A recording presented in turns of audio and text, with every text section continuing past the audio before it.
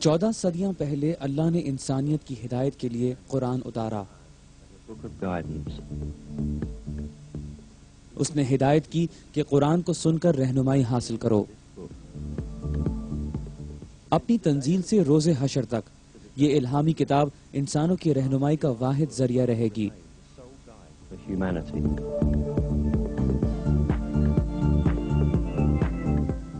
قرآن کا بے نظیر مجموعہ اس کا اظہار ہے کہ یہ خدا کے الفاظ ہیں. اس کے ساتھ قرآن میں ایسے موجزانہ صفات ہیں جو یہ ثابت کرتی ہیں کہ یہ خدا کی نازل کردہ وحی ہے.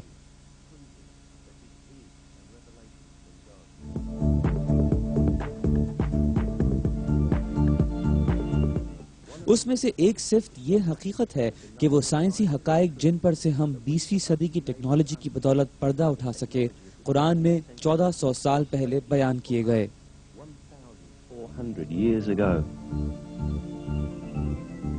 ظاہر ہے قرآن سائنس کی کتاب نہیں ہے. بہرکیف بہت سے سائنسی حقائق جن کی قرآن میں انتہائی گہری وضاحت کی گئی صرف 20ویں صدی کی ٹیکنالوجی کی مدد سے دریافت کیے جا سکے.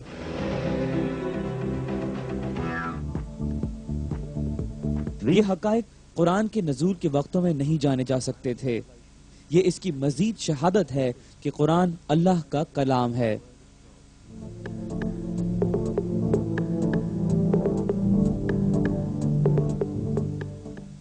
قرآن کے سائنسی معجزوں کو سمجھنے کے لیے ہم اس کے نزول کے وقت موجود سائنسی سطح پر نظر ڈالتے ہیں.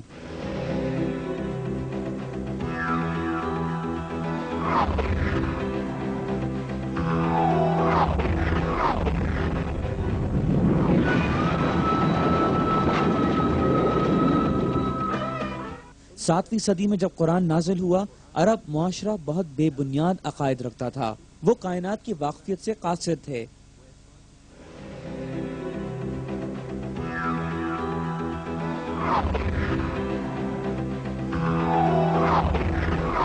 یہ عرب ماضی کی نسلوں سے وراثت میں ملنے والے مذہب پر یقین رکھتے تھے.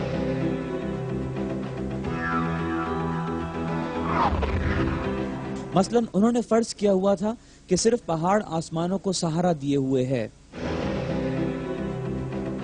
یہ کہ زمین ہموار ہے اور پہاڑ اس کے کناروں پر موجود ہیں. یہ سمجھا جاتا تھا کہ یہ پہاڑ ستون ہیں جنہوں نے اتنے اونچے آسمان کو اٹھایا ہوا ہے.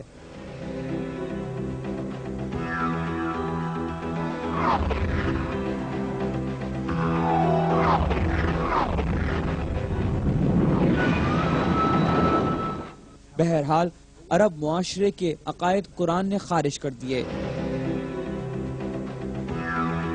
مثلاً یہ آیت کہ اللہ وہ ہے جس نے آسمانوں کو بغیر کسی سہارے کے بلند کیا. قرآن نے اس کو باطل کر دیا کہ پہاڑ آسمانوں کو سنبھالے ہوئے ہے. اکثر اوقات بہت سے دوسرے موضوعات پر ایسے حقائق بیان کیے جن کا اس وقت کسی کو علم نہیں تھا.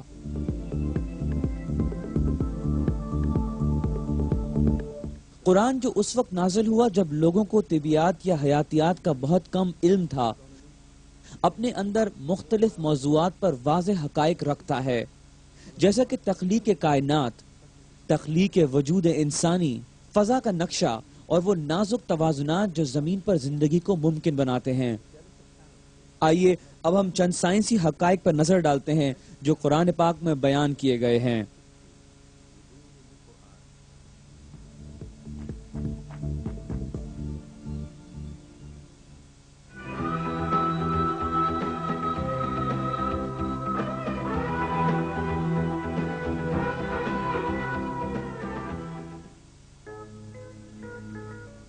آغاز کائنات کو قرآن میں ان آیات میں بیان کیا گیا ہے.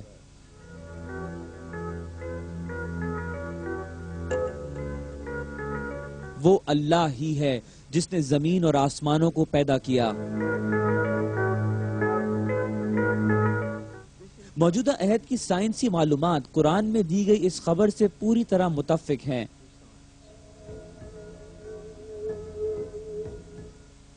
آج کی فلکی طبیعت جس نتیجے پر پہنچی ہے وہ یہ ہے کہ مادے اور وقت کے طول و عرض اچانک ایک بڑے دھماکے کے نتیجے میں کائنات وجود میں آئی۔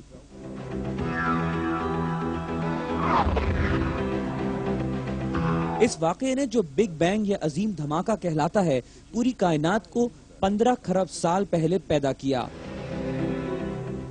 اور ایک واحد نقطے کے دھماکے سے عدم سے وجود میں لایا۔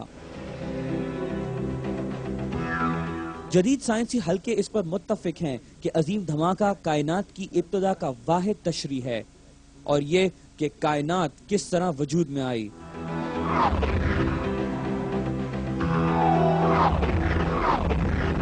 عظیم دھماکے سے پہلے مادہ نامی کوئی چیز نہیں تھی۔ اس حالت عدم میں نہ تو مادہ تھا، نہ طاقت، اور نہ ہی وقت موجود تھا۔ مابعد الطبیعیات کی روح سے مادہ، طاقت اور وقت سب تخلیق کیے گئے۔ اس حقیقت کا جو طبیعیات نے حال میں دریافت کی ہے، قرآن 1400 سال پہلے اعلان کرتا ہے۔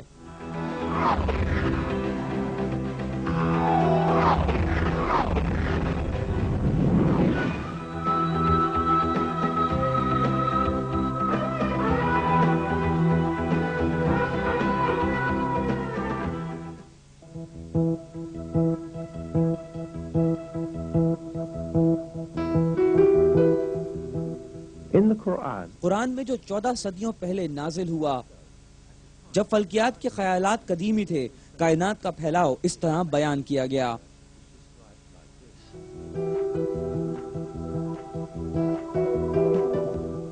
آسمانوں کو ہم نے اپنے زور سے بنایا، اور بلا شبہ ہم اسے وسعت دینے والے ہیں۔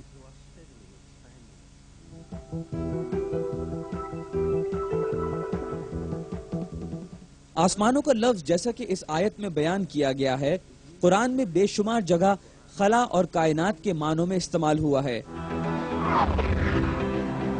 یہاں پر بھی یہ لفظ انہی معنوں میں استعمال ہوا ہے۔ دوسرے الفاظ میں قرآن میں یہ خبر دی گئی ہے کہ کائنات پھیلتی ہے، اور یہی وہ نتیجہ ہے جس پر آج کے سائنسدان پہنچے ہیں۔ 20ویں صدی کے طلوع تک سائنسی دنیا میں یہ نظریہ رائج تھا کہ کائنات کا مزاج ٹھہرا ہوا ہے، اور یہ بے پایاں وقت سے موجود ہے۔ بہرکیف جدید ٹیکنالوجی کی مدد سے ہونے والی تحقیقات، مشاہدات اور حساب نے انکشاف کیا ہے کہ حقیقت میں کائنات کی ابتدا ہوئی ہے۔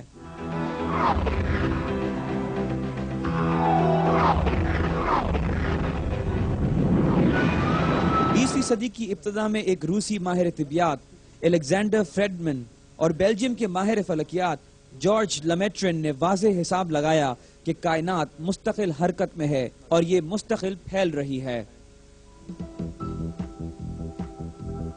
یہ حقیقت 1929 میں مشاہداتی اعداد و شمار سے بھی ثابت ہو گئی۔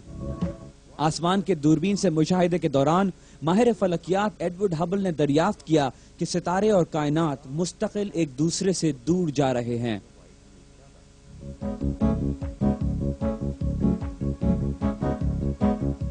وہ کائنات جہاں ہر چیز ایک دوسرے سے دور جا رہی ہو، کائنات کے پھیلاؤ پر دلالت کرتی ہے۔